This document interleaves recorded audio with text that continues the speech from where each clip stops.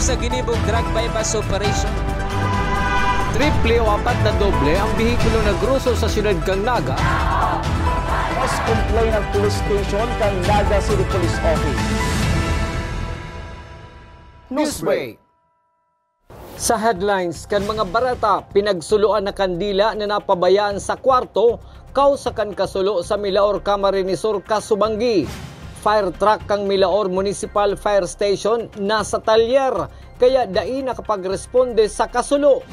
Episcopal ordination para sa ikatulong bishop kang Virac sa Catanduanes, ginibungo niya na aldaw sa Basilica Minore. Third quarter general membership meeting kang Metro Naga Chamber of Commerce Industry, ginibuk kasuudma. Diyos marahay na banggi. Ako si Mark Mendoza. Asin nakuman po si Cristina Alcanzo Reyes ang sa idong magiging tagapaghatod, Bareta. Sarong-harong sa Barangay San Roque, Milaor, Camarines Sur ang nasulukan Subanggi.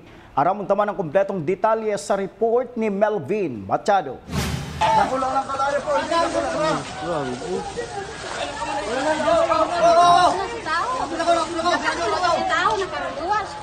Ini ang video na nakuha kang One Media TV48 News Team sa nangyaring pagkasulo kasubanggi sa residensya kang pamilya Tumpang kang Zone 2, Barangay San Roque, Milaor, Camarines Sur. Asin pagliwanag, mga posting natutong kang kalayo, asin konkretong lanob kang harong na sana ang natada sa nasulong residensya. Si Mitch, aki kan may sadiri kang harong.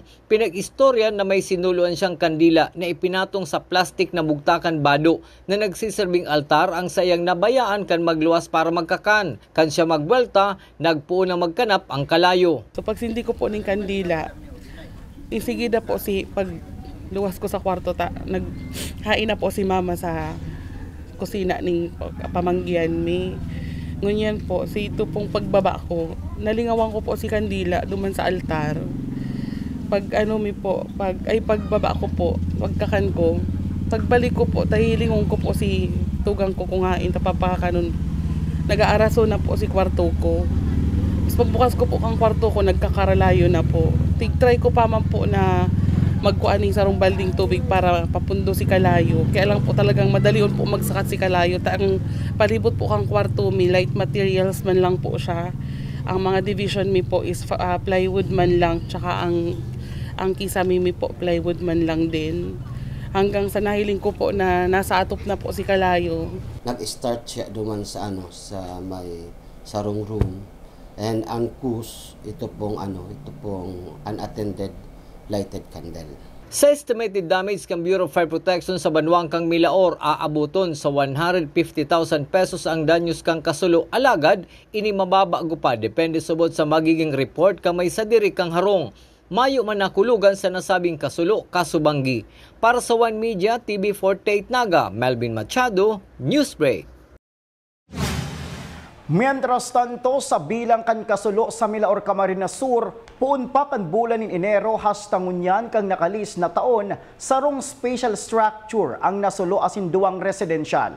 Kumpara mo niya na taong 2024 sa kaparehong bulan, may sarong residential ang nasulo, sarong business establishment asin anom na grass fire huli kan mainit na panahon durante kan pag-agi kan El Nino phenomenon. Padagos sa mga bareta.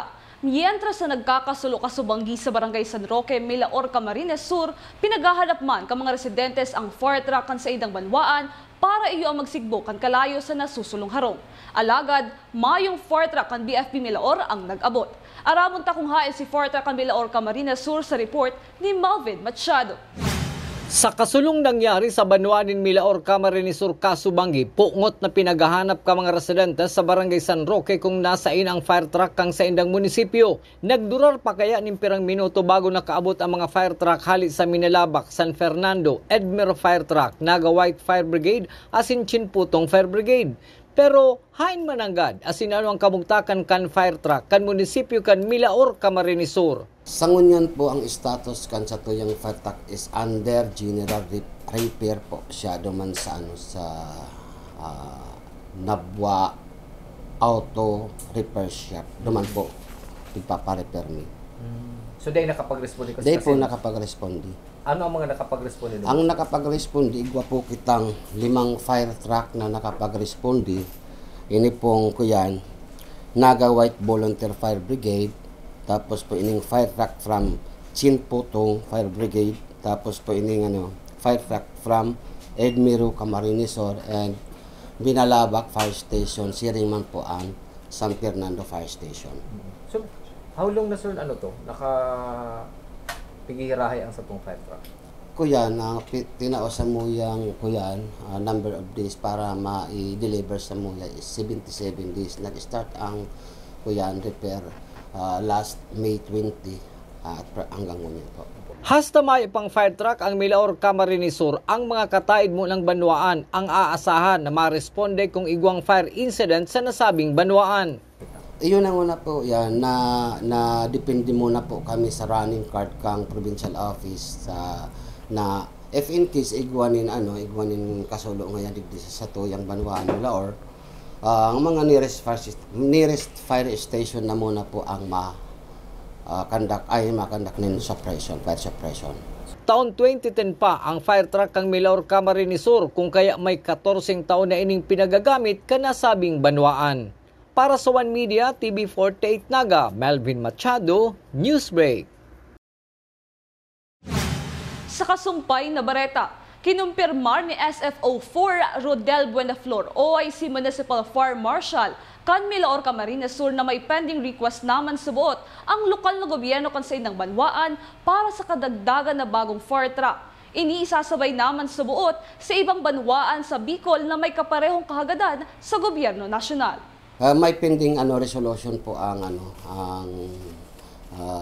Sangguniang Bayan through our Mayor Honorable Anthony Labas Reyes na pinaghankiri nga niya si resolution. Personally, pinagdaran niya sa DILG Manila National, tapos pinagka-furnishan sa muyang Bureau of Fire National Office na nagre-request kaming fire truck to duman sa resolution. Yun ang feedback sa ni Mayor, okay ang in-approve na si request. Pigahalat lang po ang Bicol Region dakol man nag-request fire truck para sa raruan ng pag-release, makabali kami duman po sa marireleasan. Sa iba pang bareta, halat pa hastangunyan kan lokal na gobyerno kan syudad ning Naga ang kung si isay na grupo o opisina ang interesado na imanihar ang Metro Naga Sports Complex na yaon sa Barangay Pakul, syudad ning Naga. Susog ki City Administrator Elmer Baldemoro na ipublikar naman subuot ini kan lokal na gobyerno kang Naga as nagahalat na sananin mga mapaabot nin interest. Sa ngunyan, ang pakaaram ko is nag-notice na ang procurement office sa interesado na magbid para sa management kaini yung Pakul Sports Complex. So hinahalat na lang po kung may ma-respond duman sa publication, dahil ang katuyuhan mo po kang lokal na gobyerno kang Naga is to ma-maintain ini yung facility. Sa pagbabalik kang newsbreak, Episcopal Ordinasyon kan ikatulong Bishop kan Vera Catanduanes ginibo sa Basilica Minore kan subagong aga. Iyan nasin iba pang mga bareta sa pagwelta kan One Media TV48 Naga Newsbreak. Dakop sa ginibong drug bypass operation. Triple o apat na doble ang bihikulo na gruso sa syudad kang Naga. Mas complain ng police station kang Naga City Police Office. Newsbreak.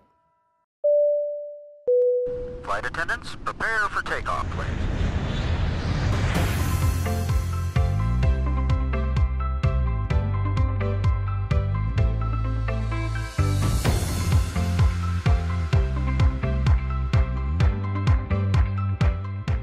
Slip life vest over your head.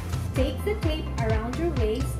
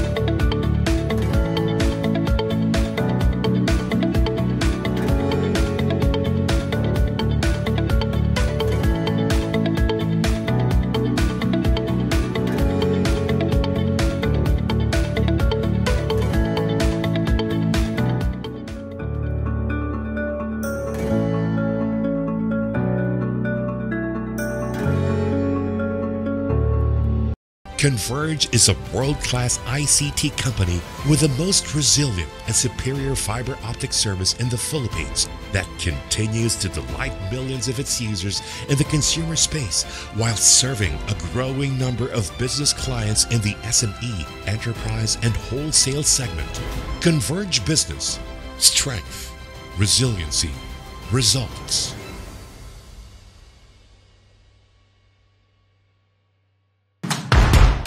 Hello, NCF! Welcome to the Naga College Foundation Incorporated, where academic excellence meets limitless opportunities. Welcome to the home of the champions. Join us as we leap into the future.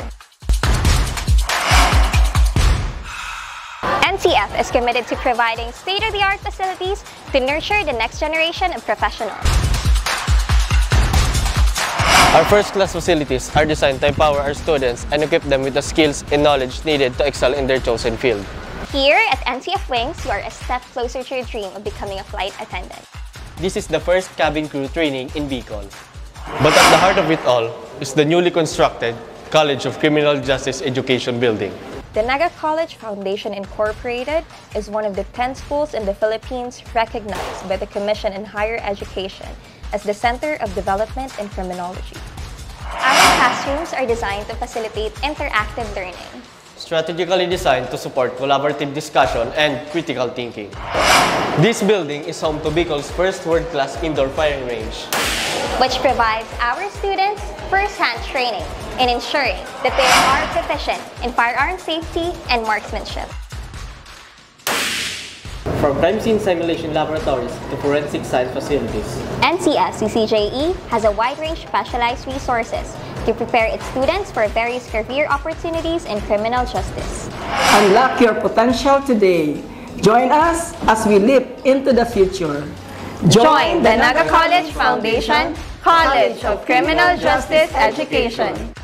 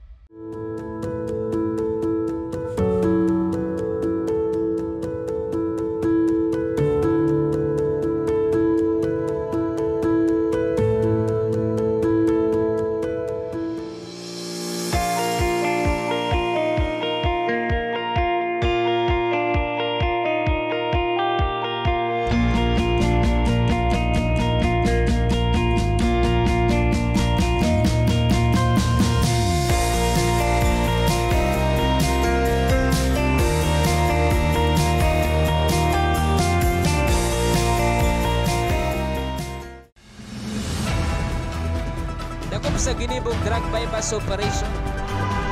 Triple o 4 na doble ang bihikulo na gruso sa siyudad kang Naga. Mas complain ng police station kang Naga City Police Office. Newsbreak.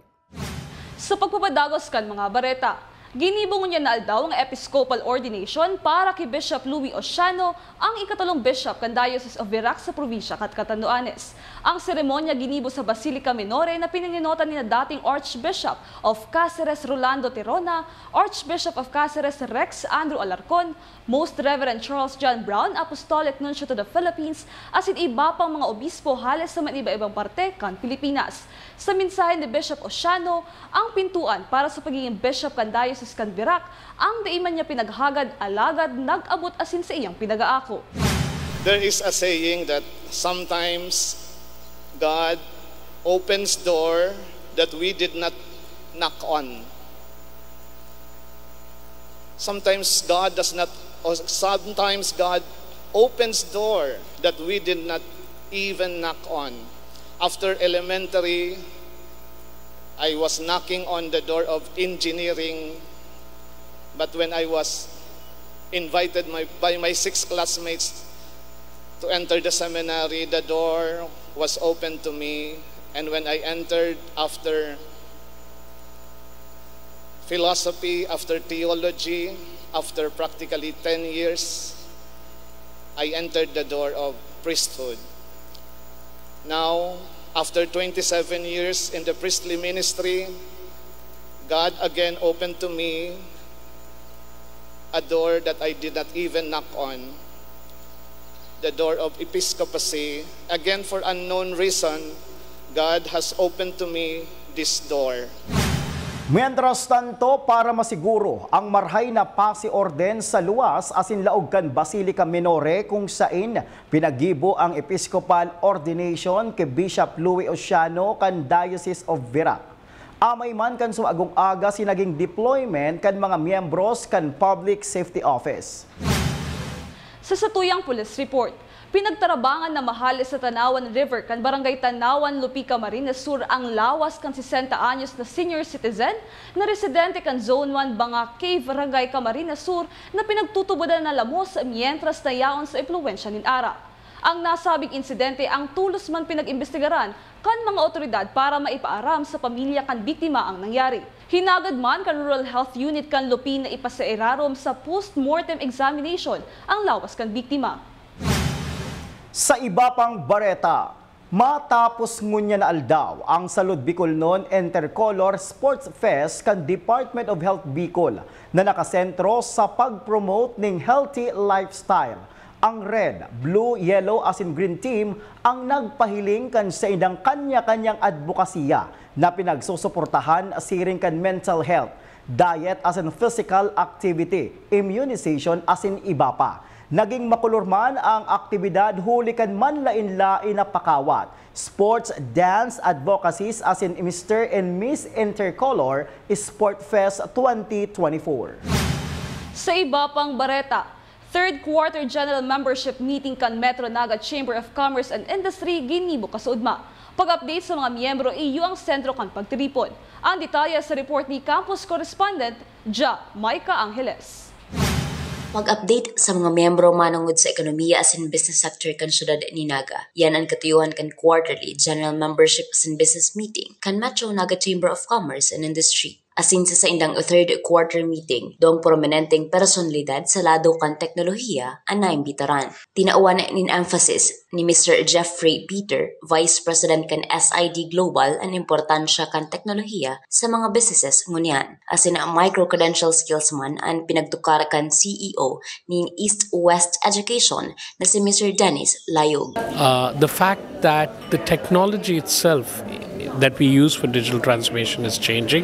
I was giving you Gen AI use cases that are changing the way people do business. I think the significance is quite phenomenal if you are going to be someone who is afraid to take technology and use it to further your own business. The existing customers that you have, the loyalty that you've created, they're going to move on from you if you don't invest in the technology. Okay, micro-credentials is actually becoming to be very big in all the industries because at the end of the day, you know, the companies who are hiring would like to know if you have the skills that they need, especially on the digital skills and on the soft skills, right? So you need to have a verifiable skills that you can showcase to the employer so that you will be the priority of the employers. Positibo man ang paghiling kan doong bagong miyembro kan MNCCI, Mr. John James Sortida, kan Bicol Access Health Centrum, Mr. Jason Bonyaga, kan Maki Ramen Restaurant, maging sa indang partnership sa pangyanot kan Boss Job Country Manager na si Miss Kimberly Chen. Bicol Access Health Centrum believes that being part of an MNCCI basically would help the hospital and the community to know more about our services, about our plans, or anything that is in relation to the health care quality of Naga City. Bicol Access Health Centrum would like to take part na to be more accessible to all of the clients of Naga and be part of their healthcare journey. The purpose of me joining the Metro Naga Chamber of Commerce is really to be more active into the community when it comes to not only business connections, but also being able to be part of the community that fosters development, that fosters sustainability in terms of our businesses, and lastly to foster co-development and in a sense co-incubation of everyone's different industries into one. Mainly because MNCCI focuses on being able to provide services for the companies here in Metro Naga. That's why we want to partner with MNCCI para mabigyan natin ng serbisyo ang mga companies dito. Ang isa sa mga problems na laging nahaharap ng mga negosyo or ng mga negosyante dito sa Naga is paano ba makapaghanap ng tamang talents or paano ba makahanap ng magaling na talents para sa kanilang kumpanya, di ba? So, and we want to provide this platform for these companies. Maugma si MNCCI President Engineer Mario Villanueva sa padagos na suporta asin kooperasyon kan bilog na MNCCI kaibaan sa indang mga partners asin mga bisita asin padagos sa pangiturugan para sa mas mauswag na business sector kan syudad. Ini si Ja Micah Angeles para sa One Media TV48 Naga Newsbreak. Asin yan ang mga bidang baretang nakalap kan mas pinakusog na puwersa kan One Media TV48 Naga News and Bicol Affairs. Day malingom na follow ang samuyang official Facebook fan page One Media TV48 Naga. Ako po si Mark Mendoza.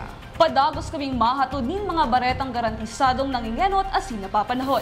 Ihit ang subscribe button sa muyong official YouTube channel One Media TV48 Naga, tanghaling updated kita sa mga bareta asin istoryang bidaan Bicolano. Sa ngaran po ni Antoinette Eduardo, ako si Cristina Alcanzo Reyes, asin ini ang One Media TV48 Naga Newsbreak. Dako sa ginibog drug bypass operation.